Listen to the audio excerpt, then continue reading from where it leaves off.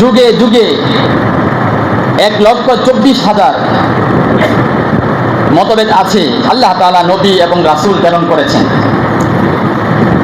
তবে প্রত্যেক নবী রাসূলই গোত্রভিত্তিক, অঞ্চলভিত্তিক ছিলেন, দেশভিত্তিক ছিলেন। একমাত্র আল্লাহ তাআলা আমাদের নবী করিম সাল্লাল্লাহু আলাইহি ওয়াসাল্লামকে আল্লাহ তাআলা যত কিছুর রব, আমাদের রাসূলকে আল্লাহ তাআলা তত কিছুর জন্য রাসূল এবং রহমত হিসেবে প্রেরণ করেছেন। হযরত ঈসা আলাইহিস সালাতু ওয়াস সালামের আকাশে উঠিয়ে নেওয়ার পর থেকে আমাদের নবী করিম সাল্লাল্লাহু আলাইহি ওয়াসাল্লামের আগমন পর্যন্ত লম্বা একটি সময় এই পৃথিবীতে কোনো নবী এবং রাসূল ছিল না। পৃথিবীতে নবী এবং রাসূল না থাকার কারণে এই পৃথিবীর মানুষগুলো অশ্লীলতা, বেহায়াপনা, চুরি, ডাকাতি, চিন্তায়, রাহাজানি, মানুষের যত অপরাধ থাকতে পারে এমন কোনো অপরাধ ছিল না যেই লোক সমাজের লোকেরা এটা করে নাই।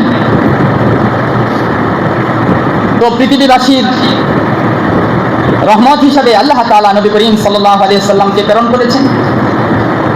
এমন একটি আদর্শ দিয়ে প্রেরণ করেছেন যে আদর্শের ব্যাপারে বলা হয়েছে খুলুকুহু আল কুরআন, যে নবীজির চরিত্র সেটা তো কোরআন। কোরআন আর নবীজির চরিত্র দুটোটাই যেন একজনের মাঝে আরেকটা প্রতীয়মান হয়।